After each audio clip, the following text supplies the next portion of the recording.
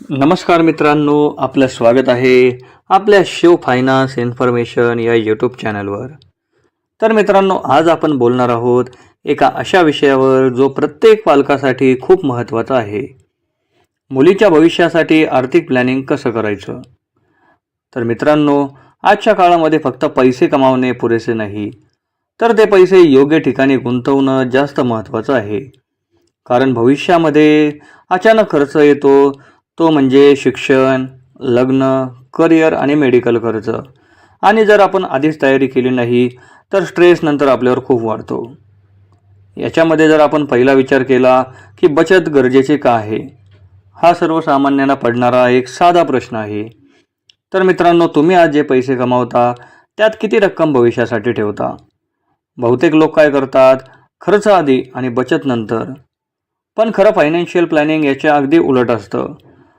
Save first, spend letter, म्हणजेच बचत आधी आणि खर्च नंतर. कारण पैशाचे व्हॅल्यू टाईम सोबत बदलतं. भविष्यामध्ये खर्च वाढतो आणि इमर्जन्सी कधीही येऊ शकते. जर आजपासूनच तुम्ही छोटी बचत सुरू केली तर पुढे मोठा फायनान्शियल बर्डन टळतो.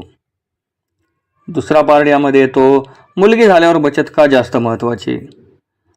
जर घरात मुलगी असेल तर प्लॅनिंग अजून महत्त्वाचे होते. कारण मुलीचं एज्युकेशन खर्च वाढतं, हायर स्टडीजसाठी मोठा फंड लागतो, लग्नासाठी खर्च आणि इंडिपेंडंट फ्युचरसाठी कॅपिटल लागतो. म्हणून जन्म झाल्यापासून बचत सुरू करणे ही स्मार्ट स्ट्रॅटेजी आहे. आणि इथेच येतो एक गव्हर्नमेंट बँक योजना, पोस्टाची सुकन्या समृद्धी योजना.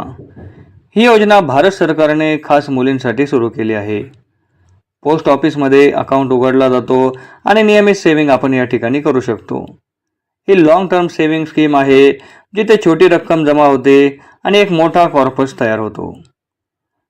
मुलगी जर 0 ते 10 वर्षांची असेल तरच अकाउंट ओपन होतो. अकाउंट पालक म्हणजेच आई किंवा वडील दोघांपैकी उघडू शकतात. एका कुटुंबामध्ये जास्तीत जास्त 2 मुलींसाठी अकाउंट उघडता येते. त्याच्यानंतर येतो आपण किती पैसे जमा करू शकतो. ही योजना फ्लेक्झिबल आहे.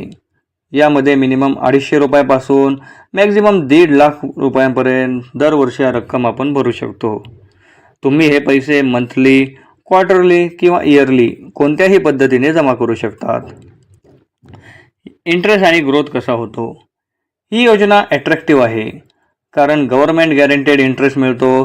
सामान्यतः इतर सेव्हिंगपेक्षा जास्त रिटर्न मिळतो. कंपाऊंड इंटरेस्टमुळे पैसा वाढत जातो, म्हणजेच इंटरेस्टवरही इंटरेस्ट मिळतो.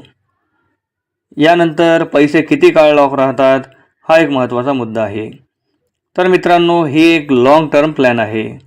यामध्ये 15 वर्ष आपल्याला पैसे जमा करावे लागतात आणि अकाउंट 21 वर्षांनी मॅच्युअर्ड होतो. म्हणजे सुरुवातीला तुम्ही इन्व्हेस्ट करता आणि दीर्घकाळानंतर एक मोठा फंड आपल्याला मिळतो. 18 वर्षानंतर मुलीच्या एज्युकेशनसाठी पार्शियल विड्रॉल करता येते.